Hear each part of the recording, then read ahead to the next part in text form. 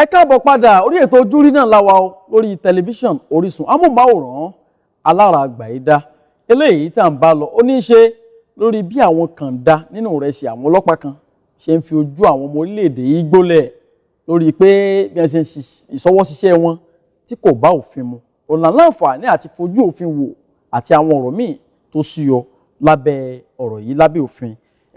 Barrister Níyì Ọládùnní ẹ jẹ́ ká tún gba bíbá yìí lọ ká bójú wo ìṣọwọ́ ṣiṣẹ́ àwọn agbófinró yìí lójú pópó lọ́pọ̀ ọgbà bẹ́ẹ̀ bá ń lọ lójú pópó ẹ rí i pé àwọn ọlọ́pàá máa béèrè pé ìwé ọkọ̀ yín dà àwọn tí wọ́n pè ní VIO àwọn náà mọ̀ dáwìí wọ́n mọ̀ béèrè ìwé ọkọ̀ àwọn tí wọ́n pè ní road safety ìyẹn àwọn àjọ tí wọ́n ń dá àwọn àjọ ẹ̀ṣọ́ ojú pópó àwọn náà mọ̀ béèrè ìwé ọkọ̀ ẹ dákun lábẹ́ òfin àwọn wo gan ni wọ́n lẹ́tọ̀ọ́ sí ìmọ̀ béèrè particulars mọ́tò lábẹ́ òfin àwọn wo ló lẹ́tọ̀ọ́ lábẹ́ òfin ṣé kìí ṣe pé tọwọ́ tẹ̀ tí fẹ́ mọ di irú wa ògiri wà báyìí àwọn wo lẹ́rù ni wọ́n ní ẹ̀tọ́ lábẹ́ òfin láti mọ béèrè ìwé ọkọ̀.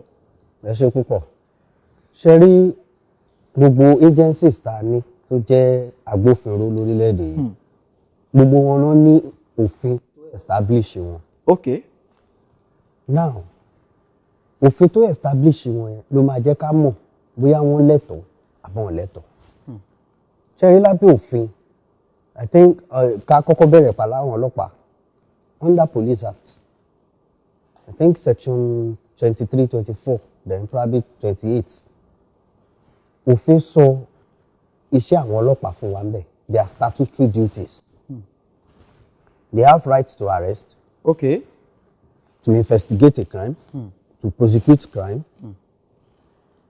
and right to suspect forgetting so now nínú ẹ̀ mo wo Police Act láti bẹ̀rẹ̀ dópin mi ò rí bí kankan tó kọ síbẹ̀ yìí pé wọ́n lẹ́tọ̀ọ́ láti máa wo particulars mọ́tò the only situation tó ń lè wo particulars mọ́tò ni pé bóyá ẹ suspect pé àwọn tó wà nù mọ́tò yìí o wọ́n wà suspicious àbí tó jẹ́ má suspect kó jẹ́ stolen vehicle tàbí tó jẹ́ stolen vehicle ẹ lè dá wọn dúró ẹ park ẹ dẹ̀ ní kó park sẹ́gbẹ̀ẹ́ kan ni ẹ wo particulars wọn tẹ́ ẹ bá ti rí i pé kò sí nǹkan tí ó jọ mọ́ kínní ẹ jẹ́ kó máa lọ.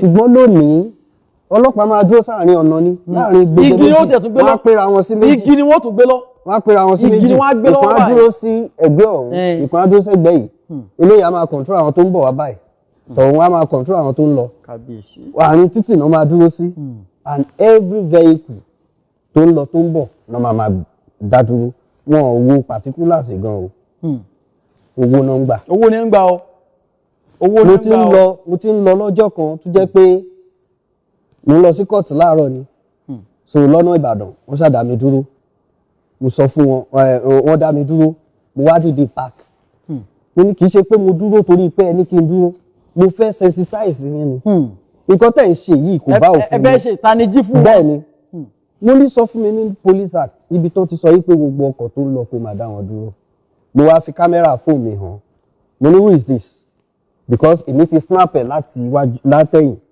tó ti ń gba owó lọ́wọ́ àwọn commercial buses tó ń kọjá mo ní ta ló wà nínú fọ́tò yìí mo ní if I will have to deal with you now ó easy fún mi ṣùgbọ́n mo kàn mọ́mọ́ park dó o dá mi dúró bóyá torí NBA sticker torí lára mọ́tò tàbí bóyá torí bí mo ṣe múra o dá mi dúró mo kàn mọ́mọ́ páàkì ni because o mọ àwọn èèyàn tó ń kọjá ẹ jáwọ́ ní nǹkan tẹ́ ń ṣe yìí kò bófin mu owó tó gbà yẹn ṣé wọ́n mọ̀ bóyá ẹni tó gbowó lọ́wọ́ yẹn bóyá ó ní orí èèyàn sínú mọ́tò yẹn ṣé wọ́n ti check ẹ̀ o ti rí bẹ́ẹ̀ lọ́gbà tó ti gba 100 naira 50 naira ó ti lọ so ó yẹ ká yẹra wa wò mo dìídì ní time láti bá wọn sọ̀rọ̀ lọ́jọ́ yẹn kí n tó máa bá tèmi lọ èèyàn mélòó ló ń ṣe bẹ́ẹ̀ láti jẹ́ káwọn ọlọ́pàá mọ nǹkan tó ń ṣe tí ò dáa mo credit àwọn kan I think nínú àwọn ọlọ́pàá yẹn lọ́jọ́ tí mò ń sọ yìí mo gbé ọmọ mi lọ sí school mo dé school náà pé public holiday tó wà ó affect àwọn ọmọ yẹn mi lè dá padà sílé mo láti gbé dání lọ sí Ìbàdàn the first thing tí àwọn ọlọ́pàá yẹn àwọn máa ń lo red cap báyìí ó dà pé bóyá federal highway or so làwọn bó ṣe dá mi dúró nìyẹn kò béèrè any other thing ó ní ọmọ yìí ta ló ní I credit that person for asking that question. Iṣẹ́ tó yẹ kí wọ́n ṣe gangan nìyẹn. Ó ní ta ló ní? Mo ní it's my son of course. Ó ní okay kí n bọ́ sílẹ̀. Ó wá pe ọmọ yẹn. Ó ní who is your daddy? Ó ní that's my daddy. What is the name of your daddy? Ọmọ sọ. Ẹ̀dẹ̀ fún ID card. Ó wá ní ó ní ọ̀gá you can go. I have to credit them that I really appreciate what you were doing. That means you are not here to collect money. At least tó bá jẹ́ pé mo jí ọmọ yẹn gbé lóòótọ́ ibi tó máa ti mú mi nìyẹn. Bẹ́ẹ̀ ni náà.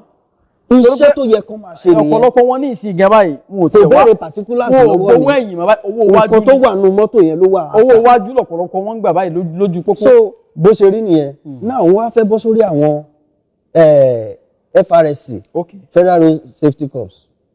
Ṣé rí àwọn yẹn road maintenance administration náà wà fún. Ni wọ́n wà fún. Bẹ́ẹ̀ni. And safety. Safety. Come clear obstructions on the road. If there's obstruction. Kan bóyá tá bá rí ẹni tó commit traffic offence bóyá kò lo belt tàbí ó receive call tàbí ó ṣe nǹkan tí ò yẹ kó ṣe while driving àwọn yẹn náà lè dá dúró. Àwọn náà ò lẹ́tọ̀ọ́ láti máa dúró kán máa béèrè particulars lọ́wọ́ everybody tó bá ń kọjá. So if there's accident on the road they can there's quick response to that. Wọ́n á bóyá obstruction wà bóyá rí mọ́tò tó takú. In fact ìgbà tí mò ń bọ̀ láàárọ̀ irú ẹ̀ ṣẹlẹ̀ and I saw them pushing that car away from the road. Araṣẹ́ wọn nìyẹn which I give credit to them. But kẹwàá di nǹkan tá ṣe rí aṣọ tó ń wọ̀ wọ́n máa ń rí bíi pé elevated kinní kan ni tí ó dẹ̀ rí bẹ́ẹ̀ iṣẹ́ la ní kẹ́ ẹ ṣe kì í ṣe pé kẹ́ ẹ fi harass àwọn èèyàn. Kẹfì tí àwọn aráàlú lójúmọ́lẹ̀. Bẹ́ẹ̀ àwọn VIO àwọn yẹn lẹ́tọ̀ọ́ láti wo particulars because àwọn ni road traffic management. Ṣé get n sìn àwọn yẹn lè wo ìwé bẹ́ẹ̀ ni bí ìwé yín bá pé bí ò pé àwọn náà máa mọ̀.